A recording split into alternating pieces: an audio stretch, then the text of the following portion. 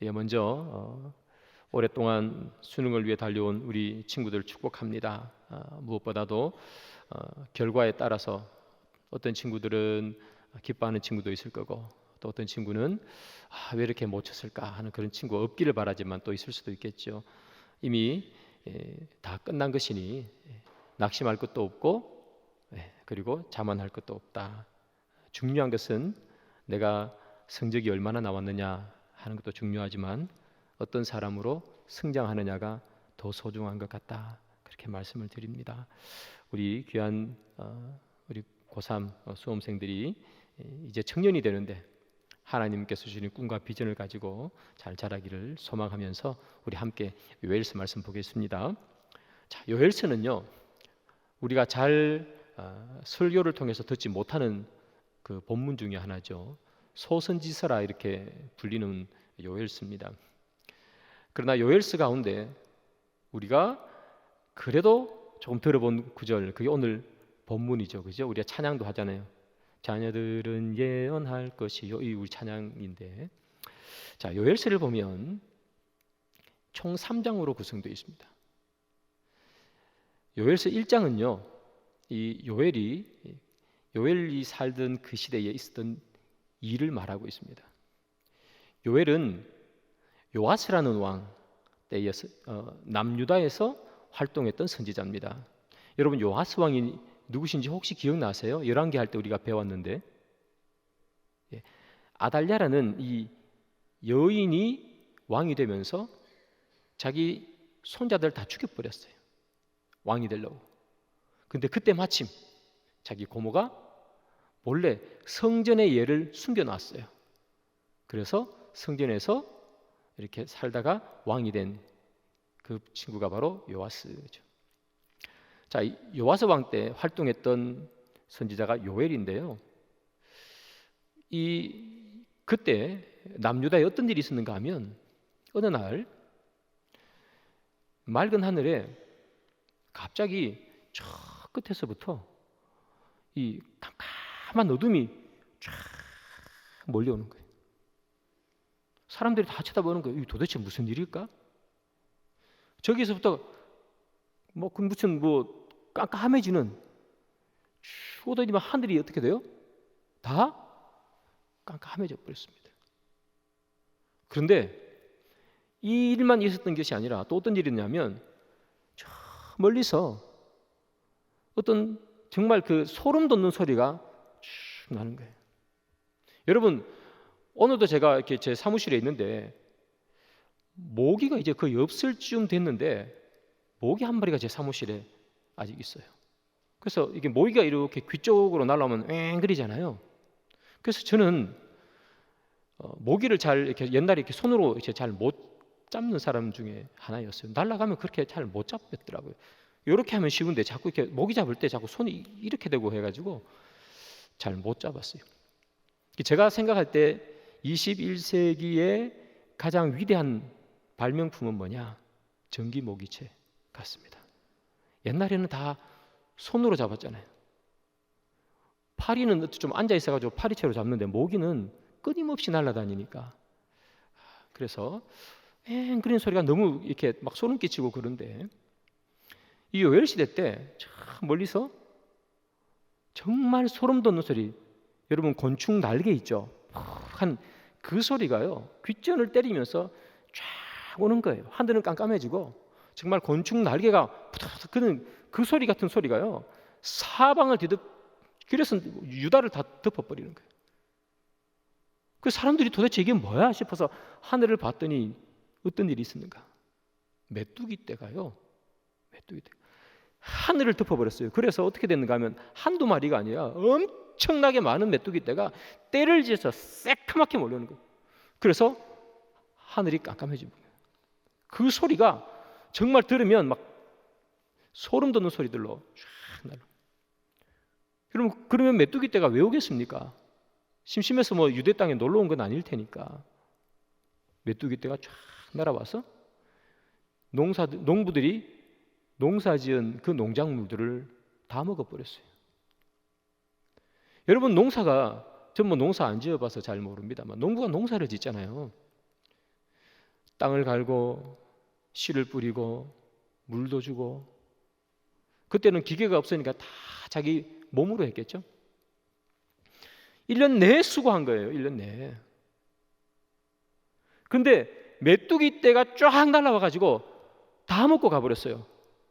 보니까 남은 건 아무것도 없네요.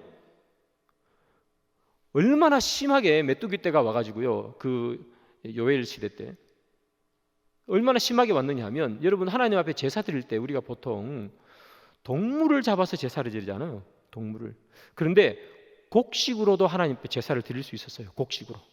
곡식으로 하나님 앞에 제사 드리는 제사를 소제라 그럽니다. 소제. 그런데 제사를 드리려고 소제물을 찾는데 소제물이 없어요. 하나님 앞에 제사 드릴 소제물이 없는 거예요.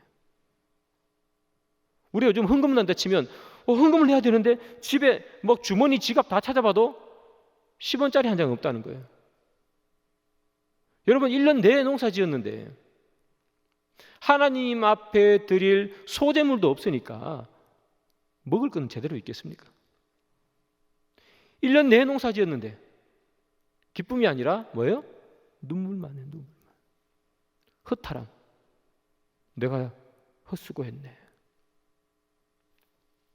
여러분, 어떤 사람이 와가지고 자기 농작물에 피해를 줬으면 그 사람을 잡아가지고 막 화풀이도 하고 기분 나쁘면 막 때리기도 하고 하면 그래도 화라도 풀릴 텐데, 아니 메뚜기 잡아 때린들 그게 무슨 소용이 있겠습니까? 그러니 너무 막막하고 답답한 거예요. 그게 요엘서 1장이에요. 1년 내에 수고했는데 남은 게 없어요. 메뚜기가 다 먹어버렸어요. 이런 일이 일어날 때 어떻게 알았겠어요? 또 2장에 가면 또 무슨 일이 있냐? 2장에 가면, 자 2장 4절을 한번 우리 같이 읽어봅니다. 2장 4절이에요. 시작. 그의 모양은 말 같고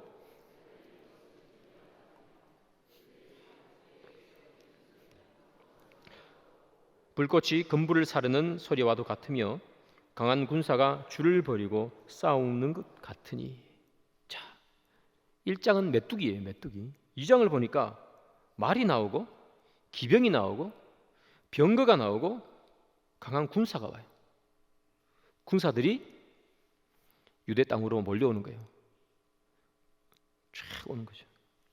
이것은 현재 일어나는 일이 아니라 장차 일어날 일에 대한 예언입니다. 장차 유대 땅에 바벨론 군대가 쳐들어와서 이 유대 땅이 망하는 것에 대한 예언입니다.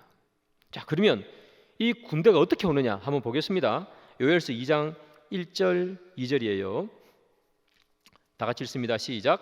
시온에서 나팔을 불며 나의 거룩한 산에서 경고의 소리를 질러 이 땅 주민들로 다 떨게 할지니 이는 여호와의 날이 이르게 됨이니라. 이제 임박하였으니 곧 어둡고 캄캄한 날이요 짙은 구름이 덮인 날이라. 새벽빛이 산 꼭대기에 덮인 것과 같으니 이는 많고 강한 백성이 이르렀음이라. 이와 같은 것이 옛날에도 없었고 이후에도 대대에 없으리로다. 자, 군사, 기병 말이 어떻게 와요? 어둡고 캄캄한 날이라고 되어 있죠. 어둡고 캄캄한 날, 짙은 구름이 덮인 날. 여러분 제가 좀 전에 말씀드렸다시피 메뚜기 떼가 온 하늘을 다 덮어버렸어요. 빛이 없어요. 그런 것처럼 바벨론의 군사가 어떻게 와요? 쫙 오는 거예요. 저 북쪽에서부터 내려오는 거예요. 쭉쭉쭉쭉. 얼마나 많은 군사들이 옵니까? 엄청난 많은 군사가 오는 거예요. 메뚜기 떼처럼. 메뚜기 떼가 나를 때 그 날개 소리처럼 군인들이 진격하는 거, 오와 열을 맞추어서 탁착착착 진군하는 거예요. 착착착. 그 소리예요. 얼마나 소름 끼치겠어요. 말이 달리는 소리. 적군이 우리를 삼키기 위해서 말이 달리고 군인들이 열을 맞춰서 처벅처벅 걸어오는 소리. 얼마나 많았는가 하면 어둡고 깜깜한 날이에요. 하늘이 뒤덮일 만큼 많은 끝도 없는 군대가 몰려오는 거예요. 장차 그렇게 된다는 거예요. 자, 그럼 여러분 생각해 봅시다. 현재는 무엇 때문에 힘들어요? 메뚜기가 1년 농사를 다 먹어버렸어요. 너무 힘들어요. 요엘이 예언하기를, 아니 그러면 현재는 이렇게 힘들면 미래는, 여러분 조금만 견디면 미래는 하나님께서 회복해 하실 거예요. 풍성하게. 올해는 메뚜기가 다 먹었지만 내년에는 정말 풍성하게, 올해 못 먹은 것만큼 2배로 3배로 풍성하게 해줄게요. 이렇게 선포하면, 그래 올해는 힘들어도 조금만 참자, 내년은 풍성하게 해줄 테니까 내년 때 많이 먹자, 이렇게 생각할 수도 있는데, 미래는 어떻게 해요? 군대가 쳐들어와가지고요, 메뚜기는 아무것도 아니에요.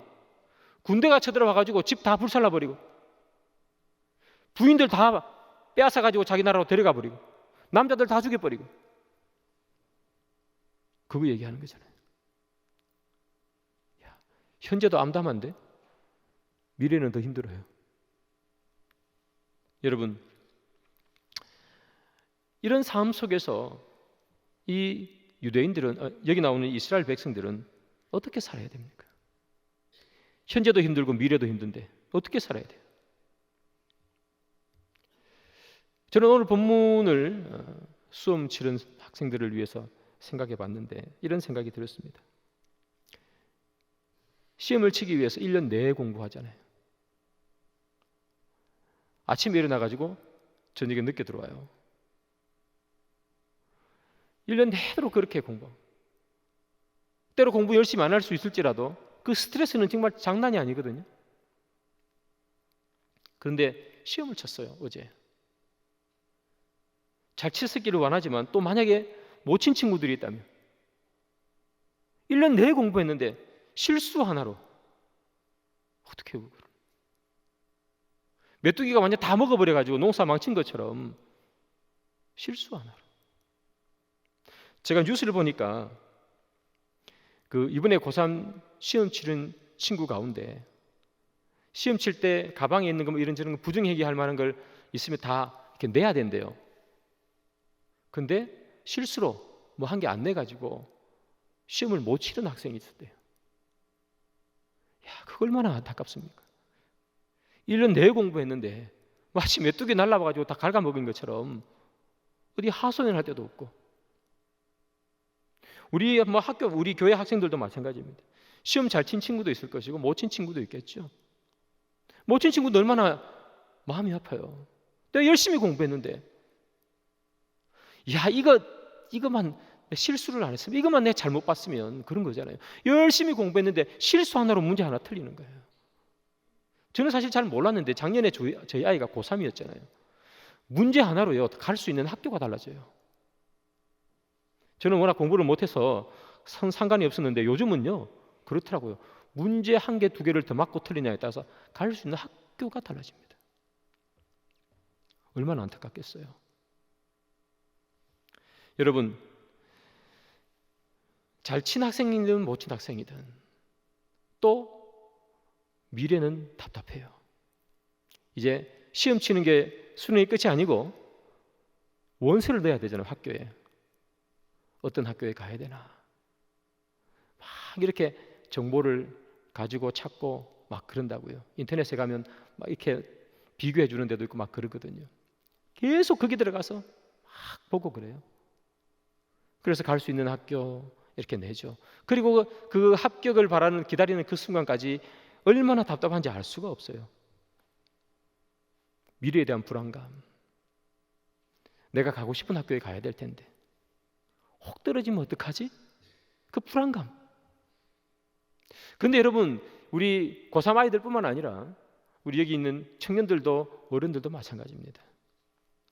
오늘 이 요엘서 1장에 나오는 것처럼 여기 계신 분들 중에 열심히 사회생활 안 하신 분이 누가 있습니까, 여러분에게? 다 정말 열심히 일하셨잖아요. 여기 어르신들 같은 경우에는 옛날에 우리나라 못 살 때 정말 몸으로 다 때우신 분이 여기 우리 어르신들, 권사님들, 또 장로님들 그러시잖아요. 몸으로. 저희 어머니 연배시니까, 그리고 우리 어머니보다 나이가 조금 더 많으신 분도 있고 작으신 분도 있는데 제가 기억할 때 초등학교 들어가기 전에 초등학교 우리 아주 어릴 때 저희 집에 수도도 없었고 TV도 없었고 저희 집은 흙으로 지은 집에서 제가 살았거든요. 그 물기르러 올 때 물도 없어가지고 공동수도가 제가 언제인지 모르겠지만 생겨가지고 그 물찌개 지고 와서 물 떴던 그런 기억이 있고 연탄 갈면서 살았다는 생각. 얼마나 어려운 시간들을 겪고 오셨단 말이죠. 그렇게 열심히 일했는데 생각만큼 내 상황이 나아지지 않을 수 있잖아요. 하나님, 나는 이렇게 열심히 일했는데, 누구보다도 게으르지 않고 열심히 이렇게 일했는데 왜 나는 상황이 안 나아집니까? 마치 메뚜기가 다 먹고 가버린 것처럼, 하나님, 나는 게으른 적이 한 번도 없었는데 왜 나에게 지금 두 손에 남아있는 건 이게 아무것도 잡히는 게 없죠? 그렇게 말할 수 있잖아요. 우리 청년들도 마찬가지죠. 정말 하나님 열심히 믿고 열심히 기도하고, 우리 세상 친구들 지금 금요일날, 불타는 금요일날 세상에 나가서 열심히 술 먹고 놀고 있는데 여기 나와 기도하고 하나님 앞에 엎드리고 주일날 와서 주일학교 교사하고 청년부 모임하고 기도하고 그러는데 앞에 놓여있는 내 앞길은 막막하고 손에 잡히는 게 하나도 없고, 마치 미래가, 바벨론 군대가 그렇게 하늘을 새까맣게 만들어 군대를 쳐들어오는 어두운 미래처럼 내 미래가 그렇게 1년 내도록 2년 내도록 열심히 농사지었는데 내 손에 잡히는 게 없단 말이죠. 우리 어떻게 해야 됩니까, 여러분? 어떻게 해야 됩니까? 절망하고 말아야 됩니까? 오늘 요엘이 우리에게 말해주는 거죠. 현실은 너무 힘들고 미래는 불안하고 어떻게 해야 되는가? 요엘이 이런 말씀을 우리에게 해요. 요엘서 2장 28절이죠. 우리 다 같이 한번 읽습니다.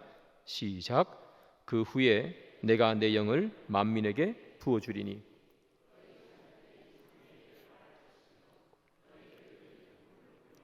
너희 젊은이는 이상을 볼 것이며.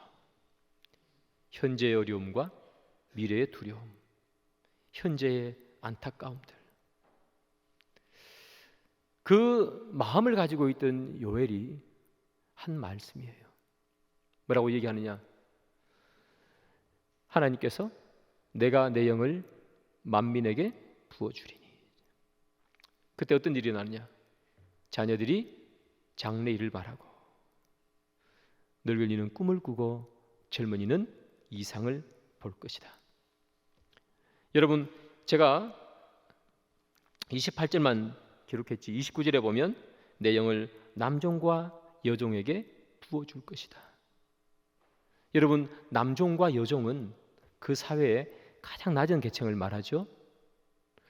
늙은이는 이 이스라엘 사회에서 제일 지위가 높은 것은 남성, 나이 많은 분이에요.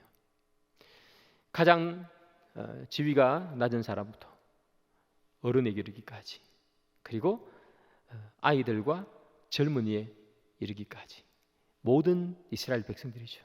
그 모든 이스라엘 백성들이 지금 뭐에 있어요? 낙심해 있잖아요. 현재는 먹을 것이 없고 미래는 암담하고, 그때 하나님께서 무엇을 약속하시는가 하면 내가 하늘에서 만나를 주리라 이렇게 얘기하지 않아요. 내가 천군 천사를 보내서 너희를 지켜주리라 얘기하지 않고, 하나님께서 우리에게 하시는 말씀은 뭐냐면 내가 영을 너희에게 부어주리라. 이 어려운 시간과 담보되지 않는 내 어려운 이 미래, 답답한 이 미래를 해결할 수 있는 힘으로 하나님은 우리에게 뭘 얘기하시는가 하면 내가 영을 너희에게 주리라, 성령을 너희에게 주리라, 그렇게 얘기하는 거예요. 여러분, 영을 주면, 그 영이 우리 속에 들어오면 어떤 일이 일어납니까? 어떤 일이 일어납니까? 젊은이가 이상을 보고, 자녀들이 예언을 하고, 늙은이가 꿈을 꾸고. 꿈을 꿀 수 있는 상황입니까? 감히 비전이라는 것을 세울 수 있는 상황입니까? 먹고 살아야 비전도 세우죠. 내 입에 들어오는 것이 아무것도 없는데 무슨 비전을 세웁니까? 그런데 하나님께서 하시는 말씀이 뭐냐면 꿈을 꾸리라요. 꿈을 꾸리라.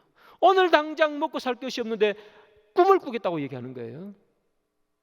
내일의 미래가 깜깜한데 뭐라고 얘기하는가 하면 네가 비전을 보리라 그렇게 얘기한단 말이에요. 왜 그렇게 요엘은 어두운 상황 속에서 소망과 희망을 노래합니까? 그것은 성령이 계시기 때문이에요. 성령이 우리 가운데 임하면, 지금 상황이 너무나 답답하고 앞으로의 상황이 너무나 막막해도 성령이 우리 가운데 임하면 우리는 그 어두운, 그 아픈 보이지 않는 미래를 뚫고 꿈을 꿀 수 있고 이상을 볼 수 있고 장래일을 말할 수 있기 때문이에요. 영을 너에게 부어주리라. 문제는 더 풍성한 곡식을 주는 게 문제가 아니에요. 강력한 군대를 보내주는 게 문제가 아니란 말이에요. 문제는 내가 문제 두세 문제를 더 맞춰서 더 좋은 학교로 가는 게 문제가 아니라는 말을 주님 하시는 거예요. 문제는 뭡니까? 꿈을 꿀 수 있는 자가 되는 것. 주님께서 나에게 주신 꿈을 꿀 수 있는 사람이 되는 거, 그 존재가 소중한 거예요. 꿈 없이, 비전 없이, 소망 없이 그렇게 호화롭게 살아가는 것이 그게 감사한 일인가? 아무런 꿈도 없이, 내 삶의 기준도 없이 좋은 학교를 가면 인생이 복된 인생인가? 주님 우리에게 말씀하시는 것 아니겠어요? 그래서 주님이 내가 내년에는 풍성한 곡식을 줄게, 강력한 군대를 줄게, 그렇게 얘기하는 것이 아니라 내가 성령을 너에게 줄게. 이 어려운 순간을 이겨낼 수 있고 이 답답한 순간을 이겨낼 수 있고 보이지 않는 미래에 소망을 가질 수 있는 것은 성령이 너에게 임할 때밖에 없어. 그렇게 말하는 거예요. 여러분, 이 성령을 너에게 줄게 라고 이 했던 약속이요, 성취됩니다. 언제 성취되는 줄 아세요? 성경 한번 보겠습니다. 사도행전 2장 1절부터 4절입니다. 우리 다 같이 한번 읽습니다. 시작. 오순절 날이 이미 이름에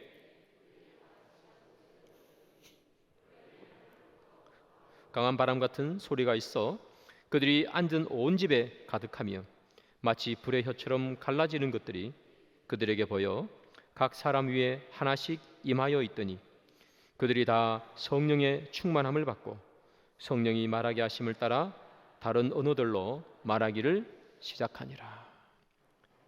이 언제적 이야기죠? 오순절날 성령 강림 사건이죠. 여러분, 오순절날 성령이 강림해요. 주의 영이 임한 거예요. 여러분, 제자들이 예수님 돌아가시고 난 후에 패배감과 무기력함에 빠졌어요. 그래서 그들이 뭐 했습니까, 여러분? 아유, 뭐 내가 사람을 낚기는 무슨 사람을 낚아. 그리고 갈릴리로 돌아갔잖아요. 거기서 고기 잡았죠? 고기 잡고 있었어요. 그리고 또 그들이 뭐 했습니까? 로마 군사들이 자기를 잡을까봐 무서워가지고 제자들이 한 집에 모여가지고 문 꽁꽁 걸어 잠그고 혹시 빛이 새 나갈까봐, 지금으로 치면 커튼 쳐놓고 빛도 못 사게 나가고 말소리 새 날까봐 꽁꽁 묶고. 옛날에 여러분 등화간지 훈련한 거 기억나세요? 저 어릴 때 기억나는 것 같거든요. 엥 소리 나면 어떻게 돼요? TV 다 끄고 불 다 끄고 있어야 되잖아요. 그런데 TV 끌리니까 좀 그러니까 창문을 이불로 다 막고 TV 보고 뭐 그랬던 거 여러분 기억나시죠? 제자들 그렇게 있었어요. 패배감, 무기력감이죠. 할 수 있는 게 뭐가 있어? 예수님 돌아가셨는데. 그때 부활하신 예수님께서 제자들에게 딱 나타났어요. 그래서 제일 먼저 하신 말씀이 뭔지 아세요? 이렇게 말씀하세요. 성령을 받으라. 성령을 받으라요. 무기력감과 패배감이 있는 자들에게 주님께서 주실 수 있는 가장 큰 선물이 뭔 줄 아세요? 성령입니다. 성령은 우리를 솟생케 하고 성령은 우리를 다시 일어서게 하는 거예요. 아무리 낙심하고 아무리 앞이 보이지 아니하고 아무리 해도 내 앞길이 막막할 것 같을 때 성령이 우리 속에 임하면 그 성령의 능력으로 말미암아 우리가 일어서는 거예요. 그래서 예수님이 성령을 받아라 그렇게 말씀하셨다고 딴 게 아닙니다, 여러분. 야, 내가 여기 왔잖아, 뭐 만져봐, 찔러봐, 그거 나중에 하는 이야기예요. 제일 먼저 하는 말이 성령을 받으라요. 성령을 받으라. 여러분, 제자들이 그러고 오순절 날 마가의 다락방에 모여서 열심히 기도했어요. 열심히 기도하고 있는데 오순절에 강력한 성령이 불의 혀처럼 내리죠. 제자들이 그때 뭘 받는 거예요? 꿈을 꾸고 이상을 보고 장래 일을 말하는 거예요. 제자들이 쫙 퍼져가지고 그 예루살렘 모든 곳에 가서 말씀을 선포했어요. 제자들이 꿈을 꾸는 거죠. 그렇지, 나는 물고기 낚는 그 어부가 아니야. 그렇지, 예수님이 나를 사람을 낚는 어부로 만들었지. 그들의 길이 바뀌잖아요, 성령이 임하니까. 그래서 그들이 그 모든 것을 박차고 일어나서 예루살렘 거리거리로 가가지고 복음을 전하잖아요. 나는 사람을 낚는 어부가 돼야지, 사람을 낚는 어부가 돼야지. 그때부터 성령이 임하니까 그들이 꿈을 꾸고 그들의 길을 가고 그들의 비전을 거기에서 발견하잖아요. 제자들이잖아요. 여러분, 베드로의 말을 한번 들어볼까요? 사도행전 2장 16절 17절 두 절입니다. 다 같이 읽습니다. 시작. 이는 곧 선지자 요엘을 통하여 말씀하신 것이니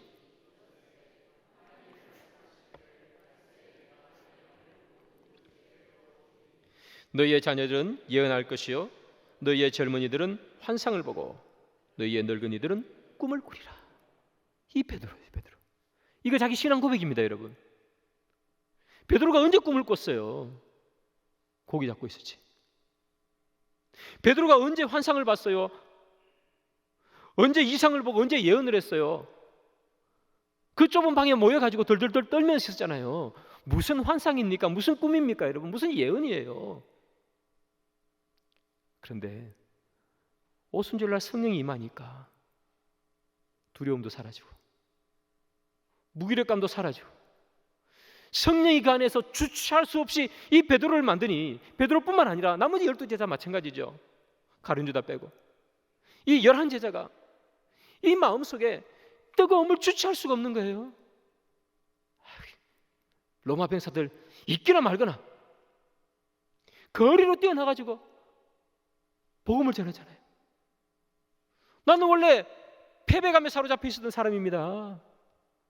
나는 무기력감에 사로잡혀 있었고 나는 모든 것을 다 포기하고 고기 잡으러 갈릴리 내려갔던 사람입니다. 그런데 성령이 우리에게 오니까 자녀들은 예언하고 젊은이는 환상을 보고 늙은이는 꿈을 꾸는 역사가 나에게 임했습니다. 우리 제자들에게 임했습니다. 그래서 내가 지금 여러분들에게 복음을 증거하는 것입니다. 사랑하는 여러분, 꿈이 없으십니까? 소망이 없으십니까? 꿈을 잃어버렸습니까? 어디로 가야 될지 모르겠습니까? 나를 보십시오. 나도 그랬습니다. 그러나 성령이 내게 임하니 내가 길이 생겼고 가야 할 방향이 생겼습니다. 베드로가 하는 이야기예요. 사랑하는 여러분, 저는 우리 수험생뿐만 아니라 우리 여기 있는 모든 우리 어른들 그리고 우리 청년들, 이 베드로의 이 고백이 우리의 고백이 되기를 소망합니다. 문제를 하나 더 맞췄냐, 더 맞추지 않았느냐, 지금은 정말 중요합니다. 우리 여기 있는 친구들에게는 정말 중요하죠. 2번 쓸 걸 괜히 3번 썼다가 내가 2번 쓸 걸 2번 썼다가 내가 고쳐가지고 3번을 썼네. 그것만 안 했으면 한 개 더 맞았을 텐데. 우리 늘 그런 생각해요. 근데 그게 정말 중요하지 않습니다. 어떤 학교를 나왔느냐? 여러분, 출발은 어떤 학교를 나왔느냐에 따라서 다를 수 있겠지만 출발 선상이 다르다고 해서 결승점에 늦게 앞서 있는 사람이 먼저 도착하는 거 아닙니다. 제가 야구 좋아한다고 좀 말씀드렸죠. 저 야구 좋아하는데 야구에 보면 매년마다요 그 드래프트라는 걸 합니다. 뭐냐면 그 신입생을 뽑는 거죠. 쉽게 말하면 11명씩 한 구단에 11명씩 뽑아요. 그런데 제일 먼저 뽑히는 그 선수가 제일 잘하는 선수겠죠. 남이 뽑아가기 전에 먼저 뽑아야 되니까 제일 먼저 뽑는 선수가 제일 잘하는 선수. 그럼 제일 나중에 11번째 뽑는 선수가 순서로 보면 제일 못하니까 11번째 뽑히는 거죠. 그런데 제일 먼저 뽑히는 선수가 주전으로 나오느냐? 안 그런 선수가 수두룩합니다. 제일 마지막에 10번째, 11번째, 9번째 뽑힌 선수가 주전으로, 아니 11번째 뽑히지도 않아 가지고요, 그냥 훈련생으로 들어온 선수들이 우리나라 프로야구의 역사를 쓰는 선수가 한두 명이 아닙니다. 어느 학교를 가느냐가 중요할까요? 내가 지금 몇 점을 더 맞았냐가 중요할까요? 아니요. 내 삶 속에 꿈이 있고 비전이 있느냐가 더 중요해요. 하나님이 주신 그 길이 내 속에 있느냐가 더 중요하단 말이에요. 어느 학교를 갔느냐, 점수를 얼마나 많이 맞았느냐, 그것은요 우리 인생의 아주 작은 부분일 뿐이에요. 그것 가지고 낙심할 것도 아니고 그것 가지고 우리는 어깨를 어석일 필요도 하나도 없습니다. 좋은 학교 가서 낙심하며 인생의 길을 못 찾아 방황하는 사람들이 얼마나 많습니까? 제가 여러분들에게 물어봅니다. 우리나라 최고의 학교에 가서 방황하고 방탕하게 사는 게 좋습니까? 아니면 이름 모를 학교에 가서 소망과 꿈을 가지고 사는 게 좋습니까? 저는 두 번째가 훨씬 좋습니다. 목사라서 말하는 것이 아니라 그게 복입니다. 하나님이 주신 꿈을 가지고 사느냐가 우리 인생의 가장 큰 복이에요. 이상을 가지고 사느냐가 그게 가장 큰 복이에요. 어느 학교를 가든지 그것을 가지고 사는 그 친구가 복된 친구예요. 꿈이 소망이 있느냐? 수험생뿐만 아니라 여기 있는 우리 어르신들도 마찬가지고 우리 청년들도 다 똑같습니다. 여러분, 지금 내가 어느 직장에 취직하느냐, 그게 정말 중요한 것 같지만 사랑하는 여러분, 어느 직장에 취직하는 것도 중요하죠. 왜 안 중요하겠어요? 그러나 그 속에 꿈이 있느냐, 주님이 주신 비전이 있느냐, 그게 가치 있는 인생 아닐까요? 여러분, 사도 바울이 무슨 꿈을 꿉니까? 내가 세상에서 잘 나가야지 하는 꿈을 꿨던 사람이 사도 바울인데, 그가 나중에 뭐라고 얘기하는가 하면 그거 다 그냥 쓰레기 같은 거였어요. 배설물 같은 거였어요. 그렇게 얘기하잖아요. 정말 나에게 소중한 그 보화는 예수 그리스도 한 분밖에 없어요. 바울이 그렇게 말하죠. 여러분, 정말 이 땅에서 화려하고 좋은 것 가지고 살면 좋지요. 없으면 불편할 수 있어요. 그러나 그것보다 더 중요한 게 있어요. 하나님께서 주신 꿈을 가지고 사는 자, 꿈을 가지고 살면서 내가 할 수 있는 것들이 훨씬 많으면 그게 최고 좋은 거죠.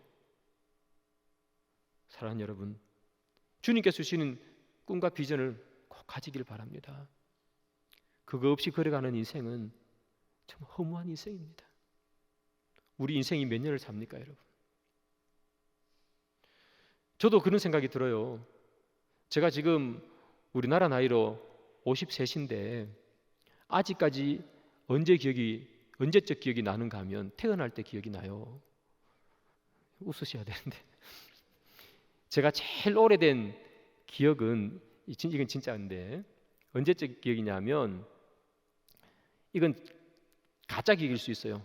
제가 돌 사진 찍을 때가 사실 기억이 나는데 이게 진짜인지 가짜인지는 잘 모르겠어요. 그 엄마가 저기 의자 같은 데 위에서 이렇게 서서 찍으라 그러는데 저는 막 귀찮다고 막 이랬는데 이런 기억이 있는데 어느 날 제 돌 사진 보니까 의자 위에 찍고 있어요. 인상 확 찌그려가지고. 그래서 이게 맞는 것 같기도 하고. 근데 어쨌든 제일 오래된 기억은 초등학교 들어가기 전에 문득 나는 그런 기억들이에요. 초등학교 1학년 처음 갔을 때 소풍 갔을 때 기억도 나고요. 그런데 50년이 지나버렸어요. 여러분, 무엇이 소중합니까? 무엇이 중한디 그러잖아요.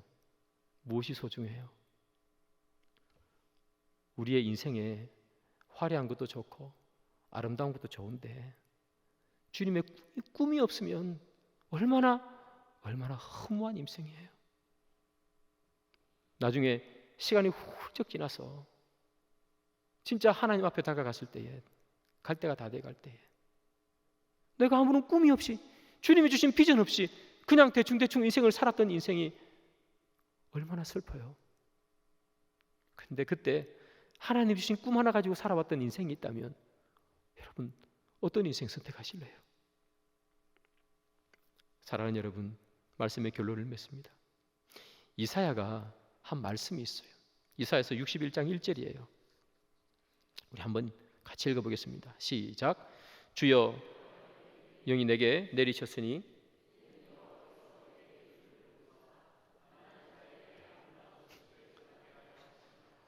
나를 보내사 마음이 상한 자를 고치며 포로된 자에게 자유를, 갇힌 자에게 노임을 선포하며. 이사야가 하는 말이죠. 여호와의 영이 내게 내리셨으니. 이사야가 이제 사역을 또 시작하는 거죠. 언제 시작합니까? 여호와의 영이 내렸으니. 이제 그는 또 그의 길을 가는 거예요. 이사야가 그의 길을 갈 때 이사야는 하나님의 영이 내리기를 소망했어요. 그가 그의 길을 갈 수도 있겠죠. 그도 어른인데 자기가 판단해서 이리저리 갈 수 있잖아요. 그런데 이사야가 뭐라 그래요? 주의 영이 내게 내리셨으니. 주의 영이 임하니 이제 그 길로, 그 영이 바라는 대로 내 길을 정하리라. 이 이사야가 얼마나 복된지 모르겠습니다. 이사야 갖고 싶습니다. 이사야처럼 대단한 일을 하고 싶다는 그런 얘기가 아니라 주의 영이 임하는 사람이 되기를 원한다는 거예요. 여러분, 주의 영이 임하는 사람이 되기를 원하십니까? 주의 영이 내게 임하니 이 얼마나 복된 소리입니까, 여러분? 이사야가 가서 뭐 사람을 살리고 죽은 자를 살리고, 뭐 죽은 자 살린 적 없지만 뭐 엄청난 기적과 이적을 막 행하고 그런 게 대해서 이사야가 복되다는 얘기가 제가 드리는 게 아니라 주의 영이 임하는 사람이잖아요. 주의 영이. 사랑하는 여러분, 주의 영이 임하면 꿈을 꾸고 예언을 하고 그리고 장래 일과 이상을 봅니다. 우리 연세 있으신 분이시든 늙으니까 꿈을 꾼다 그러잖아요. 우리 저기 청년들 있잖아요. 젊은이가 예언도 하고 자녀들이 예언하고 젊은이가 이상을 보고 우리의 갇혀있는 현실이 때로는 답답하고 때로는 미래가 불투명하고 나는 어떻게 지내야 될까? 그런 생각 있을 수 있고 이번 수능을 쳐서 이제 내가 좋은 학교에 가야 될 텐데 너무나 답답하고 힘든 마음이 있을 수 있지만 그러나 여기 있는 저를 포함한 우리 모두에게 꿈을 꾸게 하시고 이상을 보게 하시고 현실을 돌파하고 나가는 그런 놀라운 은혜를 부여하셔서 다시 갈릴리로 내려가 고기 잡는 베드로를 끌어당겨 다시 사람을 낚는 어부로 만드시는 주의 영이 우리 가운데 임하기를 소망합니다. 오순절날 하나님의 120명의 제자들이 마가의 다락방에 모여가지고 기도했습니다. 그냥 놀고 있는데 성령이 임한 게 아니라 기도하고 무시로 기도하고 성령을 기다렸습니다. 그때 성령이 내려오는 겁니다. 그때 그들의 패배감은 사라지고 아픔도 사라지고 두려움도 사라지고 한 발짝도 그 방문을 향해서 나가지 못했던 그들이 세상에 뛰쳐나가서 꿈을 전하고 소망을 전하는 자들이 되었습니다. 그들의 마음에 기쁨과 확신이 없었으면 그 일을 어떻게 했겠습니까? 사랑하는 여러분, 꿈을 가지시고 확신을 가지시기를 소망합니다. 주님, 나에게 주의 영이 임하는 은혜를 주십시오. 성령이 불처럼 임하는 그 은혜가 내 속에 임하기를 원합니다. 성령이여 임하소서. 사랑하는 여러분, 그것이 이 어렵고 어려운 현실을 살아가는 모든 성도들, 우리 성일교회 성도들에게 간절히 주님 앞에 간구하는 기도가 되기를 주님의 이름으로 축복합니다.